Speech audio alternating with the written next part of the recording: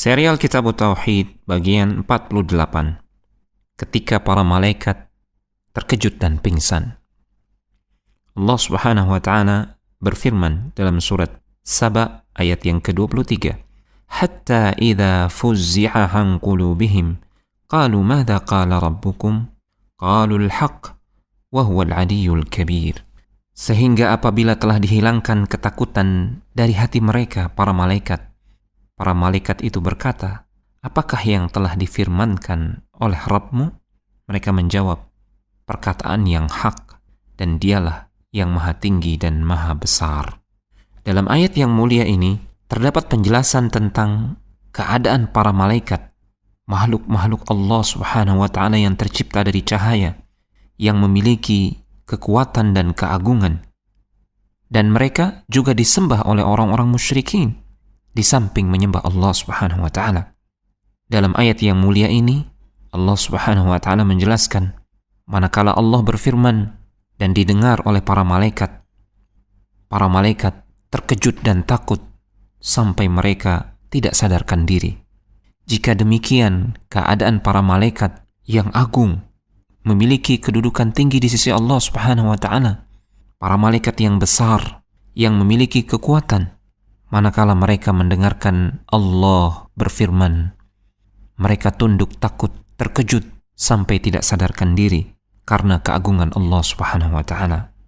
Maka bagaimana dengan keadaan makhluk-makhluk yang lain yang jauh kedudukannya di bawah para malaikat, yang tidak memiliki kekuatan, yang sangat lemah, sementara mereka diseru dalam doa dan ibadah oleh manusia? Jika para malaikat saja tidak layak untuk diseru dalam doa dan ibadah, padahal mereka memiliki kedudukan yang tinggi dan agung di sisi Allah Subhanahu wa ta'ala, serta memiliki kekuatan, maka selain malaikat tentu tidak lebih layak lagi untuk diseru dalam doa dan ibadah. Jika para malaikat tidak pantas untuk diibadahi, maka selain para malaikat, makhluk-makhluk yang lemah dan hina lebih tidak pantas lagi untuk diibadahi. Beberapa pelajaran berharga yang bisa dipetik dari ayat yang mulia ini. Pertama, dalam ayat ini terdapat bantahan terhadap seluruh kelompok-kelompok atau sekte-sekte kaum musyrikin, yang mana mereka menyembah atau beribadah kepada selain Allah, kepada makhluk yang derajatnya jauh lebih rendah, jauh lebih lemah dibandingkan para malaikat. Kedua, dalam ayat yang mulia ini terdapat penetapan sifat kalam bagi Allah Subhanahu wa ta'ala, bahwasanya Allah benar-benar berbicara sesuai dengan kelayakannya yang maha agung dan maha sempurna. Ketiga, kalam Allah Subhanahu wa ta'ala bukanlah makhluk. Kalamullah adalah sifat Allah Subhanahu wa ta'ala. Karena dalam ayat ini Allah mengabarkan ucapan para malaikat, "Madza qala rabbukum?" Apa yang difirmankan, apa yang diucapkan oleh Rabb kalian? Para malaikat tidak mengatakan, "Madza khalaqa rabbukum?" Apa yang diciptakan oleh Rabb kalian?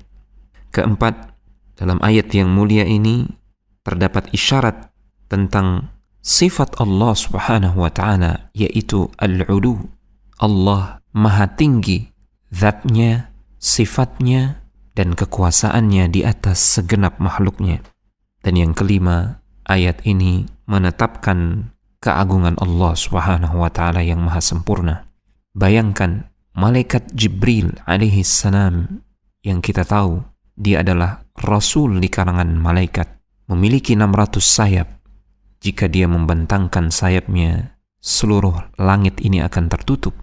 Jika Jibril alaihi salam saja pingsan ketika mendengarkan firman Allah Subhanahu wa ta'ala, maka sungguh itu menunjukkan keagungan Allah Subhanahu wa ta'ala yang maha sempurna.